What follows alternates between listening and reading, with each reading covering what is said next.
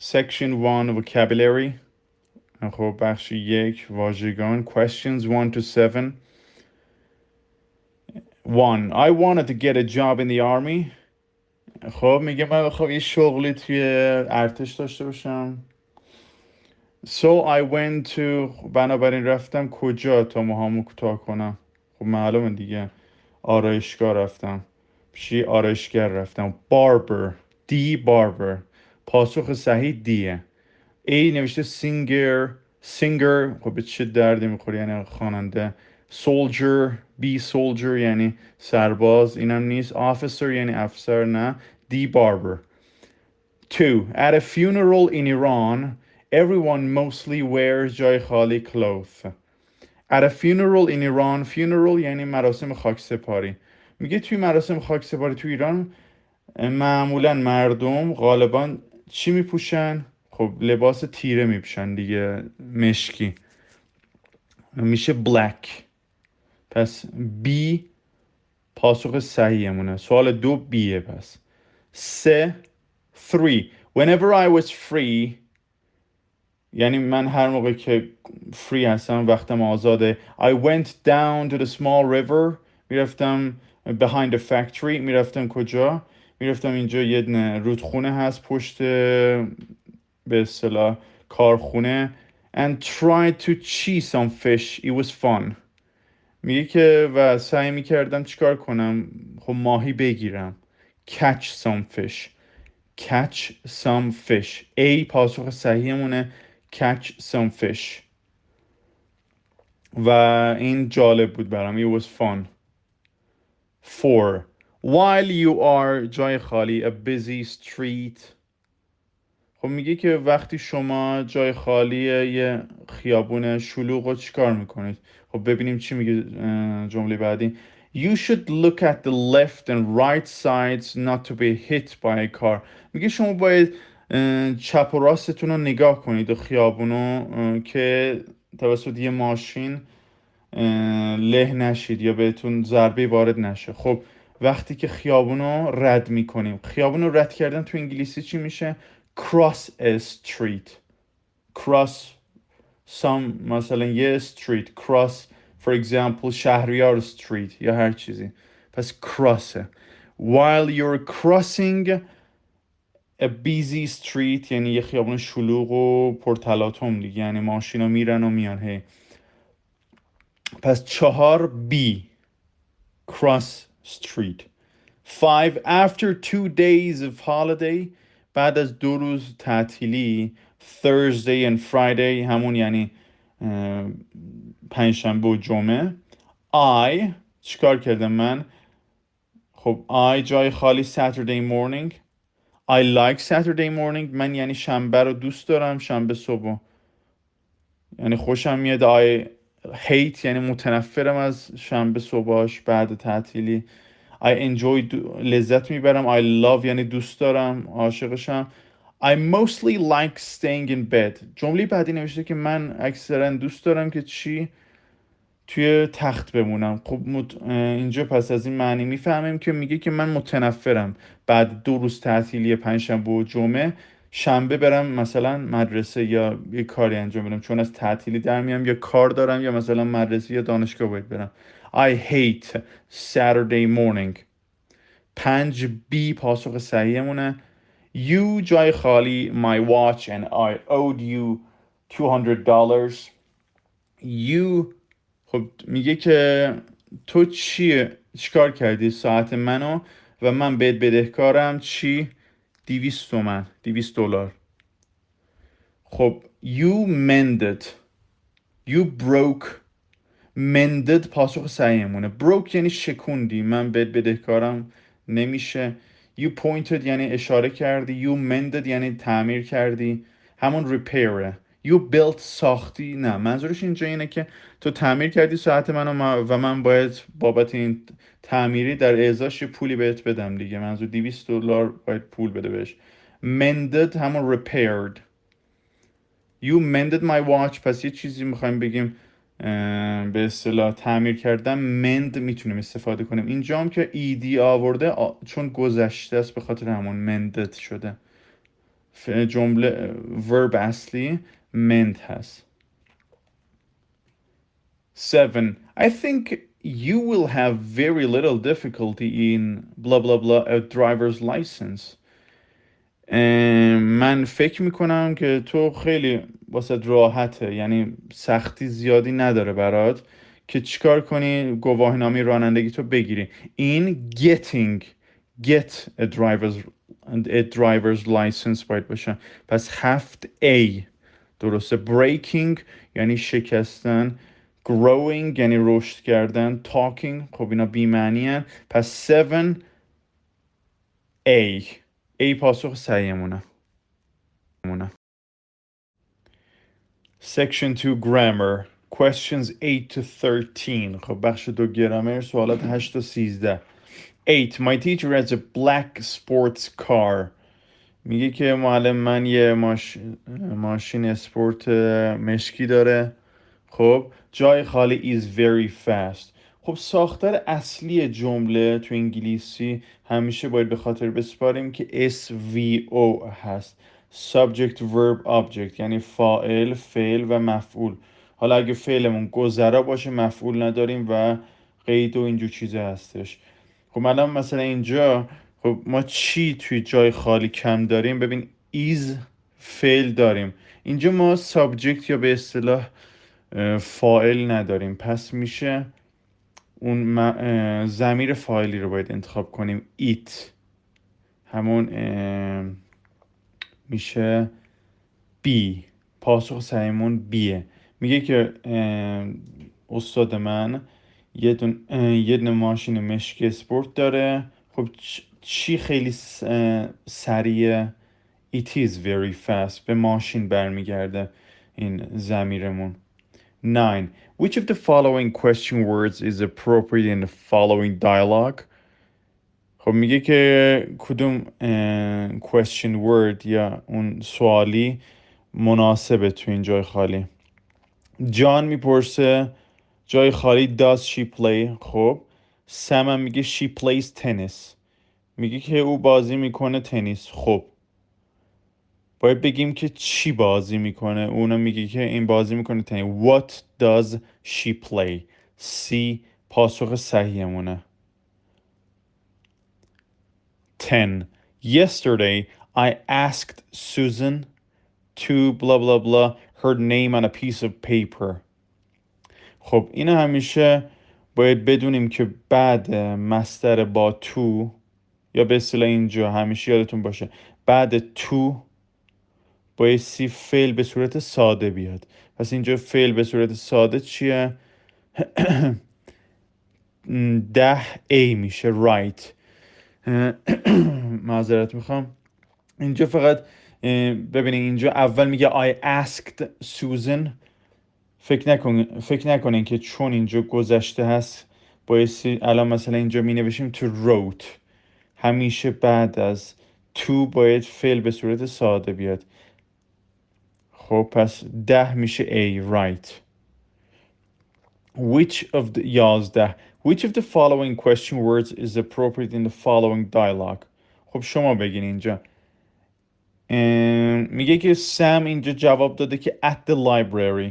خب به نظرتون چی باید بذاریم اینجا at the library؟ at the library یعنی چی؟ مکان دیگه. میگه که توی کجا؟ تو کتابخونه. خب ما هم باید بگیم درسته دیگه. باید بگیم where کجا. Where do you go to work؟ یعنی کجا میری واسه کارت.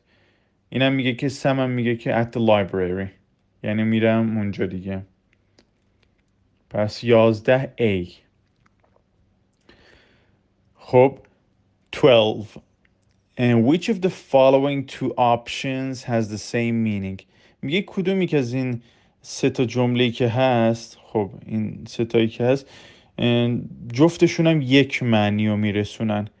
خب یک چی میگه what is the weather like in Cairo؟ خب میگه هوا تو قاهره چجوریه؟ why is the weather like in this؟ خب why یعنی چرا هوا اینجوریه. how is the weather in Cairo؟ خب ما برای اینو بایستی بدونیم که برای پرسیدن آب و هوا دو مدل سوال داریم، دو مدل سوال میتونیم بپرسیم.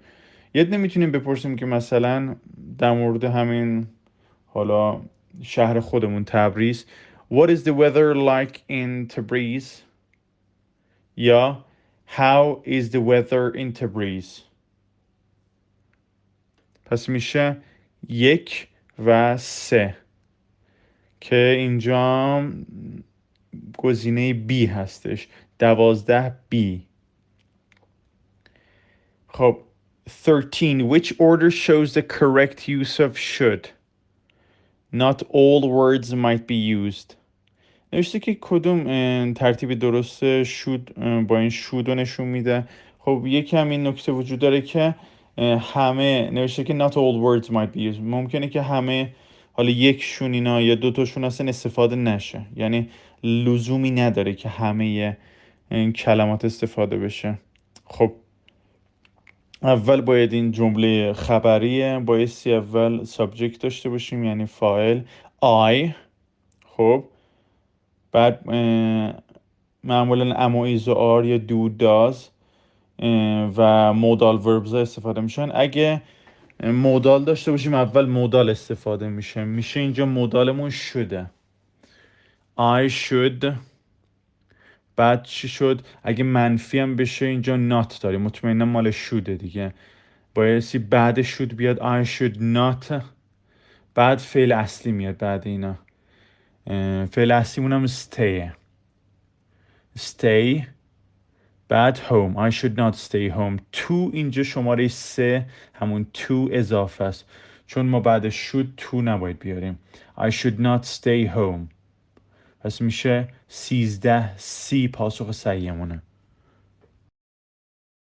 Section 3 Reading Comprehension بخش 3 درک مطلب. Question 14 to 21 سوالات 14 تا 21. Read the following stories 1 and 2 and decide which sentences are true A and which are false B. Mark your choice on your answer sheet. میگه که داستان 1 و 2 رو بخونی و تصمیم بگیری که کدوم جملات صحیح A و کدوم غلط B و جوابتون رو تو پاسخنامه بده. Story 1 اولین داستان چیه؟ خب اولش این با صورت متن رو میخونیم، معنیاشو میگم و بعد به راحتی ما true falseش رو میگیم. When Billy was very small he loved pictures. میگه که وقتی خیلی کوچیک بود بیلی دوست داشت یا عاشق به اصطلاح نقاشی و تصویر و اینا بود. His mother often drew some for him on old piece of paper. میگه که همیشه مادرش واسش نقاشی میکشید روی برگه‌های کهنه کاغذ. She was very bad at drawing. خیلی تو نقاشی بد بود. But Billy enjoyed her pictures and always wanted more. اما بیلی لذت میبرد از نقاشی ها و تصویراش و همیشه بازم میخواست. When Billy was a little older وقتی بیلی یکم سنش رفت بالاتر his mother gave him some pencils and a drawing book. مادرش بهش چند تا مداد و یک کتاب نقاشی به اصطلاح گرفت بهش داد دیگه. He began drawing pictures too. اونم شروع کرد به کشیدن نقاشی بیلی همچنین و اما هیچ موقع خوب نبود نقاشیش. When Billy was 5 years old وقتی 5 ساله بود his mother gave him a small blackboard, some piece of chalk and a duster. میگه که مادرش بهش یه تخت سیاه کوچیک داد و به اصطلاح چند تا تیکه به اصطلاح چند تا گچ داد و یه نم به اصطلاح پاک کنه دیگه. اینجا داستر اونی که گرده به اصطلاح این گچ رو میگیره. And he likes those very much. He liked those very much یعنی دوست داشت اینا رو. One day Billy was trying to draw a picture of his father on the blackboard. میگه که یه روز بیلی سعی کرد که داشت سعی میکرد چیکار کنه، نقاشی پدرش رو بکشه، تصویر پدرش رو روی اون به اصطلاح تخت سیاه بکشه. He drew lines and rubbed them out. میگه که یه سری خطا میکشید و پاکش میکرد. drew more، بازم میکشید. and rubbed those out too for 10 minutes، و اونا رو پاک کرد واسه 10 دقیقه. یعنی این پروسه به مدت 10 دقیقه طول کشید. but when he looked at his picture، اما او وقتی به اون تصویرش نگاه کرد، he was not happy، او به اصطلاح چی بود؟ خوشحال نبود. well، خب he said at last to his mother، نهایتا به مادرش گفت I'll put a tail on it and make it a monkey، و من یه به اصطلاح دم میکشم و یه تبدیل به چی میکنم؟ اینو میمون میکنم. 14 Billy's mother often drew pictures for him. خب این چیه به نظرتون؟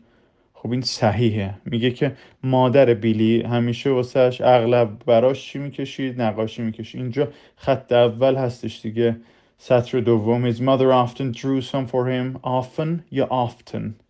دوتاش هم صحیحه. often یا often. His mother often drew some for him on all piece of paper. پس 14 A یا true. 15 Billy's mother was very good at drawing. سطر دوم گفته she was very bad at drawing. خب پس اینم میشه B یا به اصطلاح false. 16 Billy wanted to draw a picture of his father. میخواست نقاشی پدرش رو بکشه. خب درسته. اینجا هم توی خط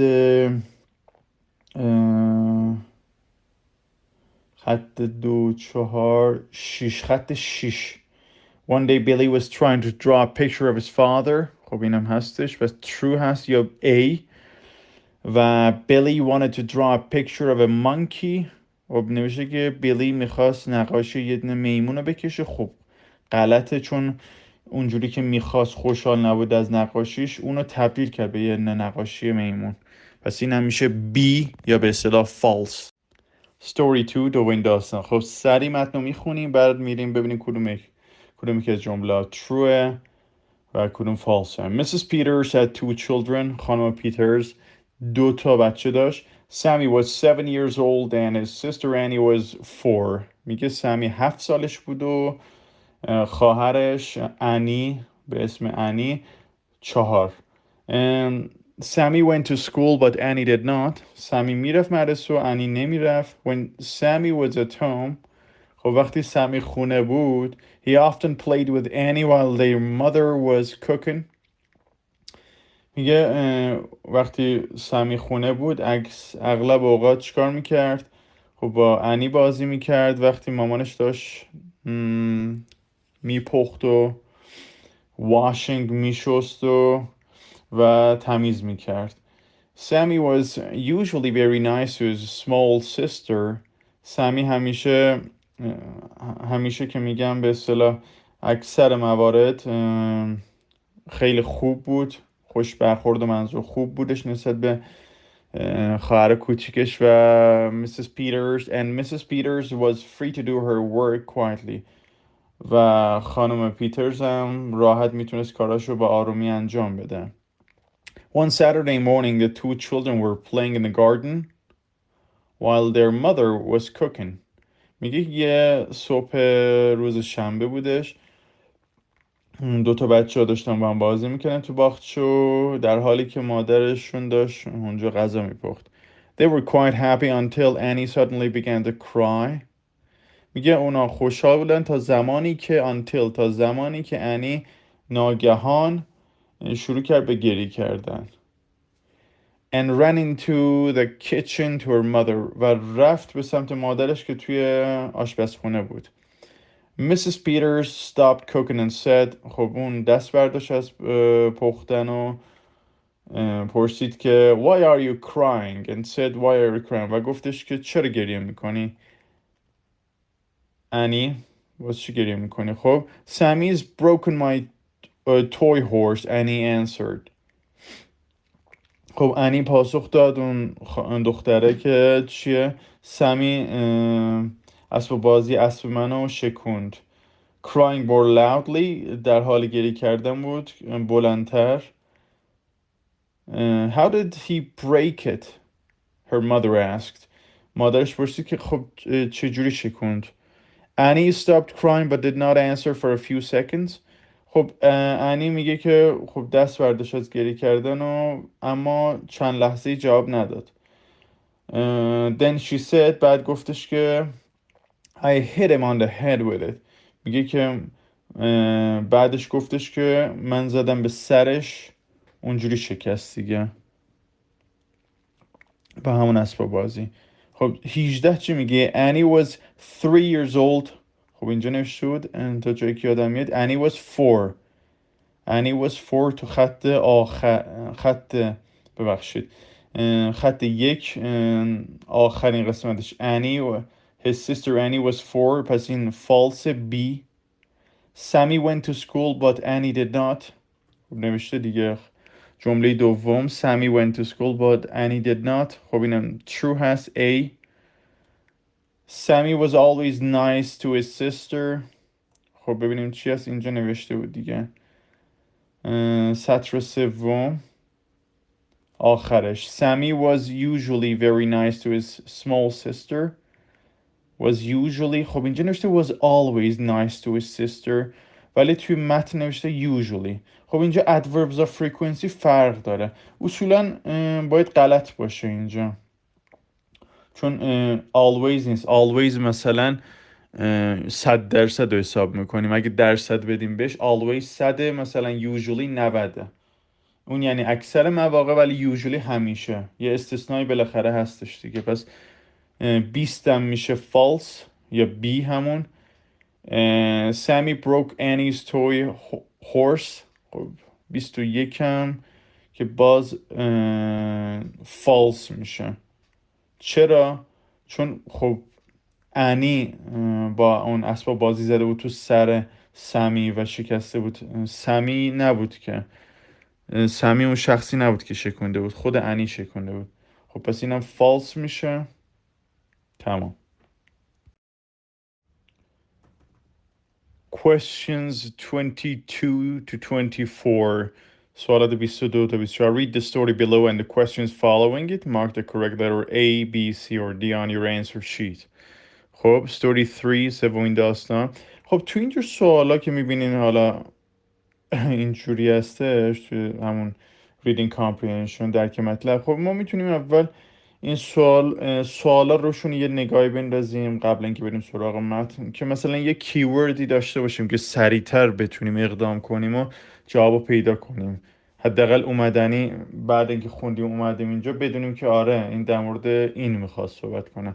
ببین مثلا توی سوال 22 چی گفته which of the following sentences is not true about Mr. Johnson یعنی میگه کدومش غلطه در مورد مستر جانسون. خب پس در مورد مستر جانسونه. خب باید ببینیم چی میگه. 23 How did Mr. Johnson die پس اینجا die منظور به مرگش مربوط میشه کیوردمون مستر جانسونه و die هست و 24 هم میگه که دوباره اینجا مستر جانسونه. خب اینجا هم چیز خاصی نیست. خب پس یه دونه سریع متن رو بخونیم. Mr. Johnson was a rich older man. اینجا اصولا بایستی old man باشه چون older یه حالت تفضیلیه یعنی مقایسه comparative. به همین دلیل خب ما اینجا الان کسی نیست که باش مقایسه کنیم older بگیم پس old هستش در فکر کنم اشتباه چاپی یا چیه چون باید old باشه. Mr. Johnson was a rich old man یعنی یه مرد پیر پولداری بودش. He lived in a beautiful house in a country with many servants. میگه که او زندگی میکرد توی خونه خوشگل توی خارج از شهر فکر کنم in the countryside یه منظور خارج از شهر with many servants خب یعنی با چند تا خدمه با خیلی خدمه داشت. But his wife had died and had died یعنی یه گرامری هستش که میگیم چیه past perfect had به اضافه PP. خب این الان به درد نمیخوره فرموله من الان کاربردیشو بگم. کاربردش اینه که اتفاقی که تو past perfect میفته گذشته تر از یه اتفاق گذشته ساده است. الان مثلا گذشته ساده و گذشته کامل رو در نظر بگیریم یا همون past perfect قبلتر از به اصطلاح simple past اتفاق افتاده. had died یعنی زنش از قبل مرده بود، یعنی پس زنش از مرده زودتر مرده بود از قبل. And they had no children و بچه نداشتن. Mr. Johnson died suddenly. آقای جانسون هم یهویی مردش، ناگهانی بود. And people said his servants killed him because they wanted his money. میگه که مردم هم گفتن خب خدمهاش کشتنش، به قتل رسوندن به خاطر اینکه پولشو میخواستن. But the servant said no, he killed himself. ولی خدمها گفتن که خب او خودشو کشت. The police came and asked the servants many questions and after a few weeks there was a big trial. خب میگه که پلیس اومدش و سوال پرسید از اون خدمها، چند تا سوالی پرسید و بعد چند هفته یه محاکمه بودش. There were trial in محاکمه. There were two famous lawyers and several important witnesses. خب میگه که دو تا وکیل معروف بودش و چند تایی هم به اصطلاح شاهد بودش، شاهد عینی دیگه. Tell me one of the lawyers said to a witness one day. میگه که خب اون وکیله، یکی از وکیلا از اون شاهده پرسید Did Mr. Johnson often talk to himself when he was alone. میگه که آقای جانسون با خودش صحبت میکرد وقتی که تنها بود. I don't know, the witness answered at once. میگه که at once یعنی immediately، یعنی به سرعت جواب داد اون شاهده که نه من نمیدونم. You don't know. میگه تو نمیدونی. The lawyer repeated angrily، یعنی با عصبانیت دوباره تکرار کرد. You don't know. خب و میگه but you were his best friend weren't you. میگه که خب تو بهترین دوستش بودی مگه نه. Why don't you know. میگه که چرا نمیدونی. The witness answered because I was never with him when he was a. میگه که به خاطر اینکه من هرگز پیش نبودم وقتی که او تنها بود. خب اینجا چی میگه which of the following sentences 22 is not true یعنی غلطه دیگه، درست نیست. about Mr. Johnson. Mr. Johnson was a rich young man. خب همون اولی غلطه. was a rich old man. پس A پاسخ صحیحمونه دیگه، بقیه‌شو نمیخواد. How did Mr. Johnson die. The police did not know. خب این چیه؟ میگه که چه جوری مردش Mr. Johnson. The police did not know یعنی پلیس نمیدونست. خب این میتونه صحیح باشه دیگه، خب پلیس متوجه نشد که چی شده. Mr. Johnson killed himself نمیدونیم، این مبهمه. B نمیتونه باشه. C the servants killed Mr. Johnson اینا مبهمه چون مشخص نشده. The witness knew who the killer was. خب اینم غلطه، میگه که شاهد میدونست. نه همون A باید باشه. 23 A. The police did not know. خب متوجه نشد، نفهمید کیه. What we surely knew about Mr. Johnson was that. سوال 24. خب میگه که اون چیزی که ما به طور قطع میدونیم در مورد مستر جانسون چیه. His servants were guilty. خب به طور قطع نمیدونیم که خدمهاش چی بودن، گناهکار بودن. guilty یعنی گناهکار بودن. His wife died sooner than he did. خب این B کاملا صحیحه. توی خط 2 میبینیم but his wife had died. گفتم همونجور که گفتم قبلنم had به اضافه پی شدنی یعنی past participle. had به اضافه شکل سوم فعل یعنی گذشته تر از، یعنی قبل تر از simple past اتفاق افتادن. اینا همیشه به ذهنتون بسپارین. پس این یعنی مطمئنه خب زنش زودتر از اون مرده بود دیگه، مثل ماضی بعیده دیگه توی فارسی. خب پس B پاسخ صحیحمونه. 24. Questions 25 to 36. Read the text below and answer the questions following it by marking the correct letter A, B, C, or D on your answer sheet. نوشته که 25. Read this message and decide the relationship between the sender and the receiver. میگه که این پیام بخونید و تصمیم بگیرید ارتباط بین فرستنده و گیرنده. خب توی این نامه که می نویسیم همیشه اول خطاب به طرفی که میخوایم بنویسیم. اینجا هم به کارلوس این نامه داره نوشته میشه. تو ایمیل هم اونجوریه، اول به کسی که مینویسیم اون بالا مینویسیم به کی میخوایم بنویسیم. بعد بخونی ببینیم چیه. Hope the new job works out well and the money is better. میگه که امیدوارم که خب این کار جدید خوب داره پیش میره و به اصطلاح پولش هم بهتره. به کارلوس داره مینویسه. The office is quiet without you. میگه که اداره بدون تو ساکت و keep in touch. keep in touch یعنی در تماس باشیم. آدریانا و لولا این نوشته براش. کسی هم که مینویسه نامه رو معمولا آخرش اسمش آخر نامه یه چند تا خط فاصله میدن بعد اسمش رو مینویسن. خب این معلومه که یه دونه به اصطلاح چیز بودم، چجور بگم، همکار بوده دیگه. پس گزینه 4 درسته. Old work colleagues. colleague یعنی همکار.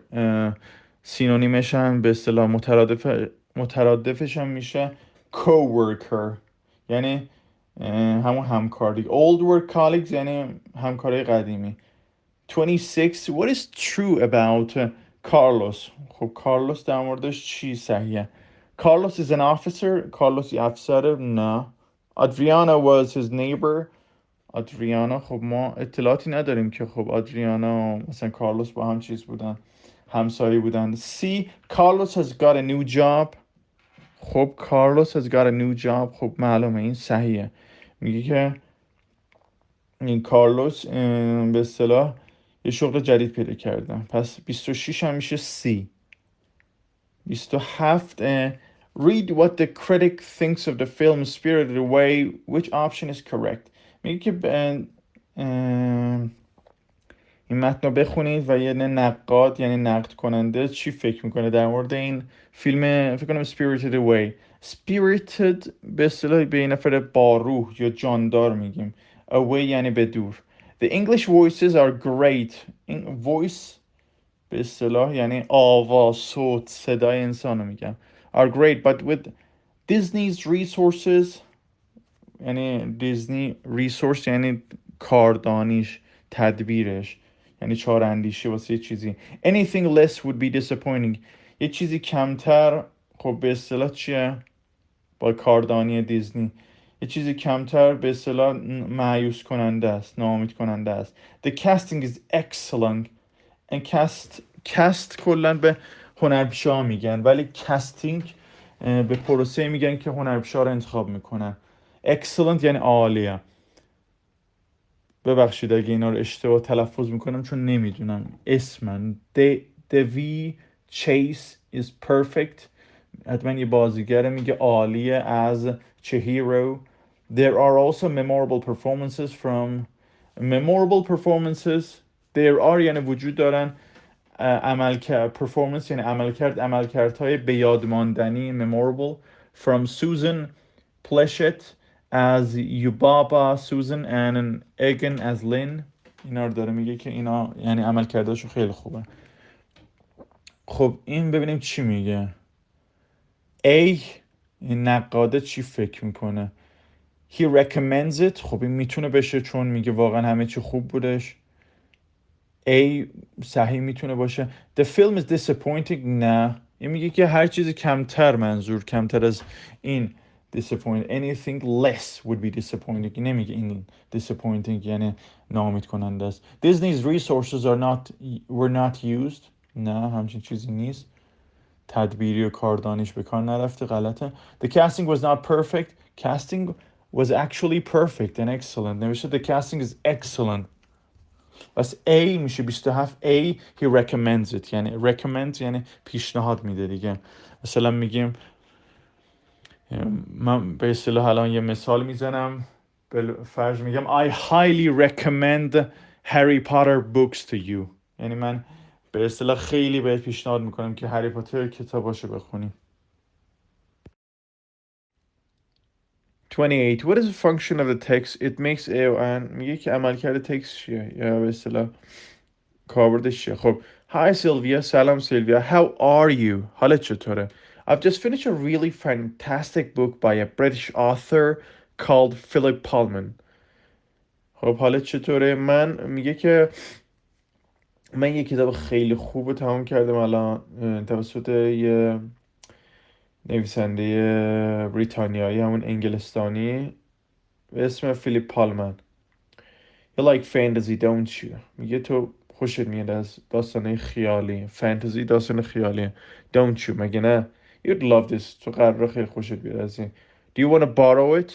میخوای قرض بگیری ازم؟ Let me know. Let me know یعنی بهم خبر بده. مارکوس. خب A offer، B invitation. offer پیشنهاد میده. خب آره دیگه پیشنهاد میده که میخوای یا نه. invitation دعوت، نه. explanation، explanation یعنی شرح، نه شرح هم نمیده. request هم که درخواست نمیده، به اصطلاح پیشنهاد بیشتر. بیشتر A مطابق جوابمونه. Which book has Marcos read recently؟ چه کتابی رو فیلیپ پالمن کتابش خونده بود دیگه. خب A فیلیپ پالمن.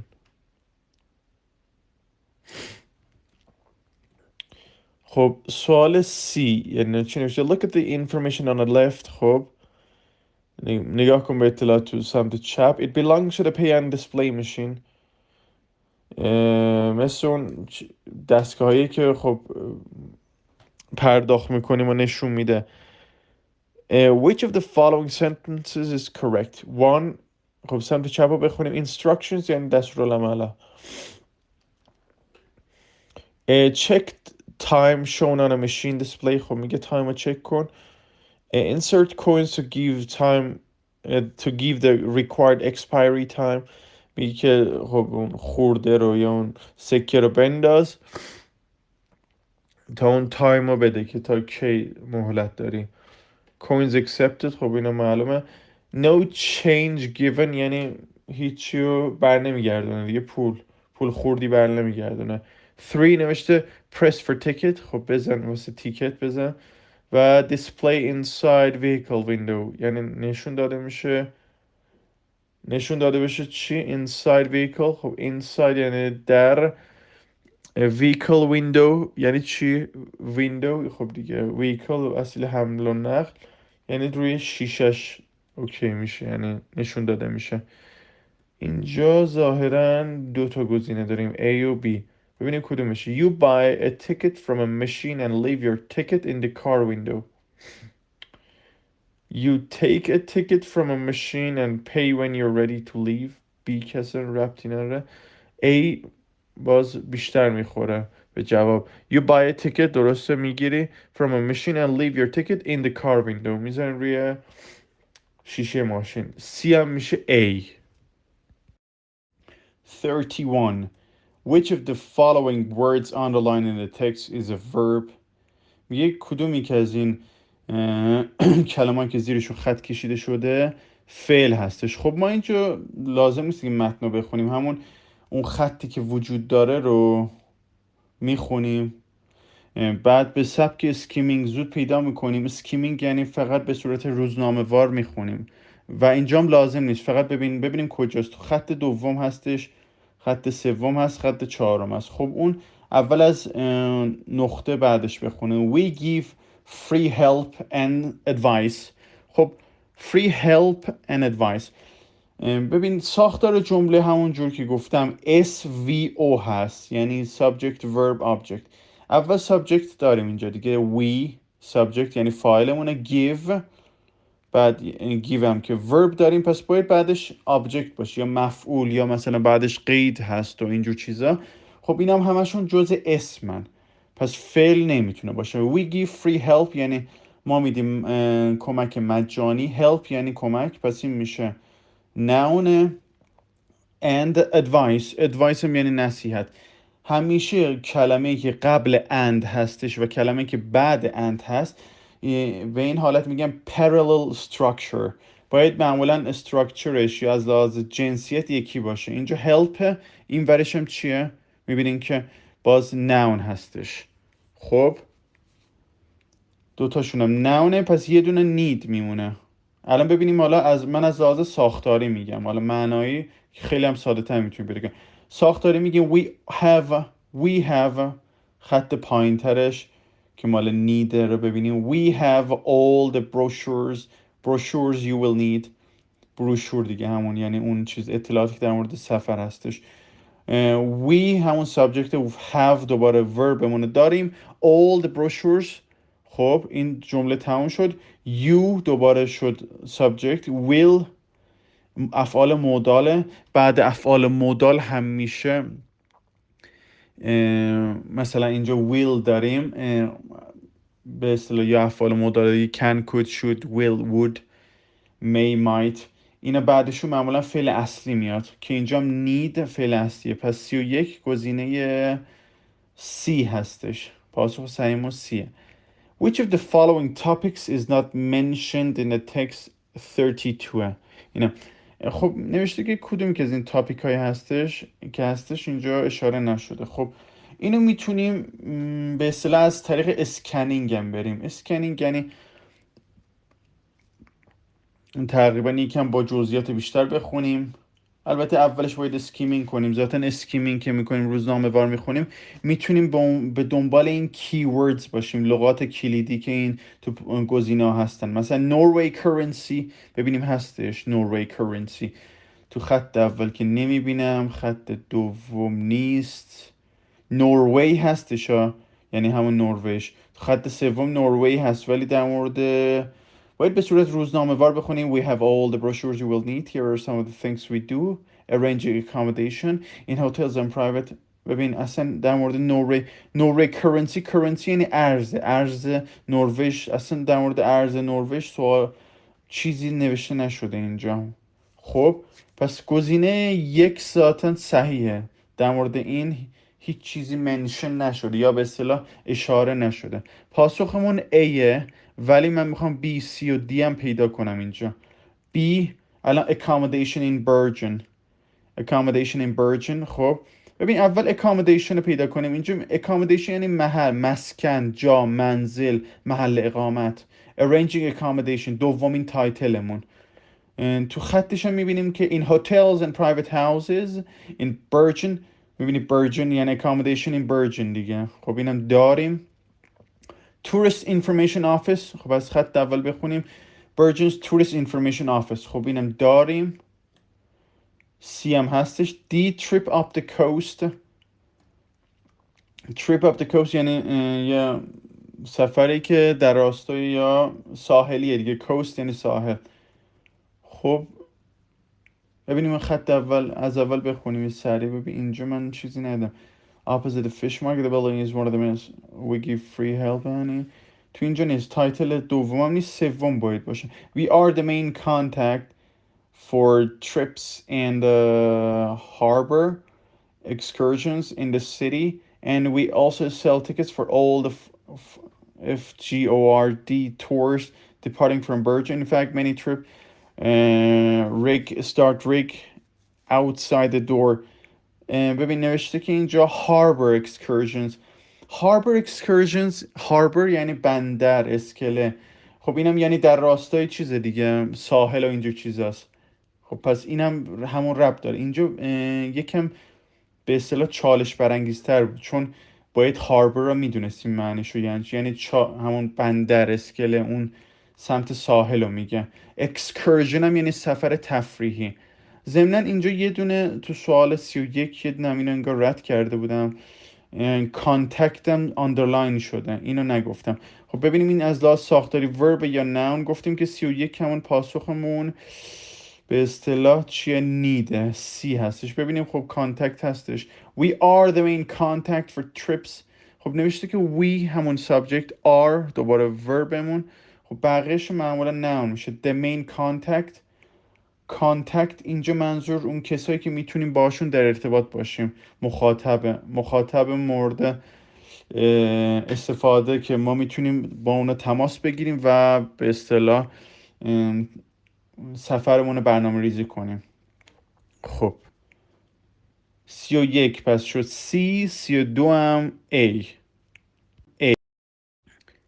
33 the best main idea for the paragraph on the left is. خب معمولا main idea رو تو خط 1 و 2 میشه پیدا کرد.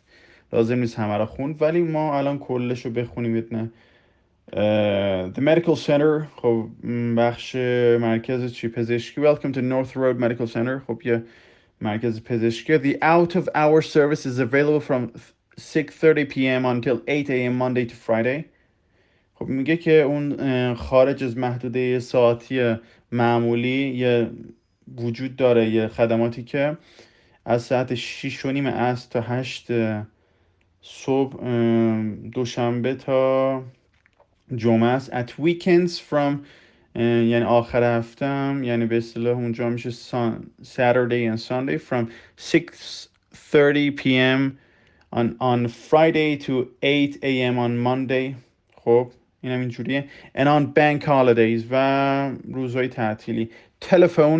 تلفن خوندنم که باید تک تک اعدادا بخونیم. 0 یا O 845 345 8995 to contact the out of hour service. خب با این میتونیم شماره تماس حاصل کنیم و بفهمیم که خب چه ساعت خارج از محدوده نرمالشونه. They will arrange for a doctor to contact you. خب اونا قرار ملاقات رو با دکتر اوکی میکنن. Alternatively you can contact NHS Direct 24 hours. خب میتونی با NHS به اصطلاح این اسمی که وجود داره تماس بگیریم و 24 ساعت از خودش هم با این شماره 0845 4647 for medical advice برای مشاوره به اصطلاح پزشکی or via the internet at یا از طریق اینترنت این سایت www.nhsdirect.nhs.uk. خب the best main idea appointments. خب opening times, out of hour service, contact NHS. خب اینجا اصل مطلب اینه که خب تو خط اول چی گفته؟ The out of hour service is available from. خب داره out کلن و ساعتی که خارج از اون محدوده عادی هستش رو میگه، یعنی نورمال چی کار میکنن اون خارج از اون محدوده. این داره در مورد این صحبت میکنه. پس 33 C هستش که بعدم میگه که نمیدونم میتونی با این شماره تماس بگیرین و اینجوری و اونا بهتون خبر میدن یا با یه شماره دیگه و یا از طریق اینترنت. What is true about the service? It's available سوال 34. It's available on weekdays for 24 hours. نه. میگه روزای هفته کلا 24 ساعت هستش. نه. اینجا هر روز نوشته Monday to Friday هست و at weekends هم هستش. 24 ساعت نیست، ساعت مشخص هستش. B. It's available only at weekends. نه، چون دوشنبه و جمعه هم هست، تا جمعه هست. C. There are 3 ways to contact the service. این کاملا صحیحه. 34 C هستش. چرا؟ خب یکی شماره داده بالا خط 4 که نمیدونم میتونیم با این تماس حاصل کنیم، یا اینکه یه دونه شماره دیگه هم داده NHS Direct. با اینا میتونیم تماس بگیریم یا از طریق اینترنت. پس میشه 3 شیوه. D هم میگه you can arrange for the doctor to call you. You can نه، نمیشه they will arrange for the doctor to contact you. خط 5.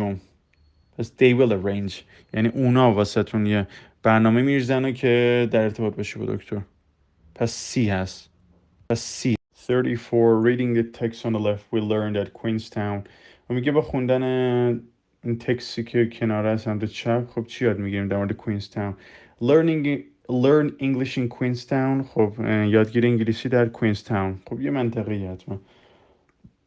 Queenstown Language School. خب مدرسه زبان کوینستاون is situated on the shores of Lake Wakatipu. واقع شده در سواحل واکاتیپو. Queenstown is the adventure capital of the world and is a great place to live and study. میگه که پایتخت ماجراجویی دنیاست و یکی از بهترین مکانها برای زندگی و مطالعه است. It is New Zealand's premier resort. خب میگه یکی از مهمترین تفرجگاه یا اقامتگاه یا گردشگاه های نیوزلند and is world famous for its scenery and its extreme sports و یکی از مناطق معروف جهانه واسه چی منظره و به اصطلاح ورزش های افراطیشه. ورزش اکستریم سپورت، ورزش های افراطی به اونایی میگن که یکم ریسکش و خطرش بیشتره، مثل بانجی جامپینگ یا صخره نوردی و سنوبوردینگ، اینجور چیزا. کوینزتاون is an outdoor paradise. میگه کوینزتاون یه مثل یه بهشت بیرونیه. outdoor برعکسش هم میشه indoor دیگه. enjoy magnificent views یعنی لذت ببرید از منظرهای با شکوهش. fresh air هوای سالمش. clean water آب صاف و زلالش. and the night sky full of stars و شبهای پر از ستارش. خب میگه که is a language school. نه، کوینزتاون language school نیست، یه منطقه است دیگه که language schoolش هم وجود داره توش. has magnificent views and fresh air. 35B صحیحه دیگه، نوشته تو یه خط مونده به آخر. magnificent views, fresh air, clean water and a night full of sky full of stars is an indoor paradise. C غلطه. D هم که is located on the shore of. خب 36. In line 4 what does it refer to? خب it به چی برمیگرده؟ it ببینیم جمله it is New Zealand's premier resort. خب برمیگرده به کوینزتاون دیگه، در مورد اون شهر. ببین اول یه جمله قبلش میشه کوینزتاون is the adventure capital of the world and is a great place to live and study. خب ایت یا به اصطلاح ضمیر رو اینجا ضمیر فاعلی رو بنا به این دلیل استفاده شده که میخواد جلوگیری از تکرار بشه. به جای اینکه بگه کوینزتاون میگه که یه بار ایت میگه که هم قاعده تکرار رو از بین ببره و هم یه تنوع بده بهش. پس کوینزتاون میشه. 36C.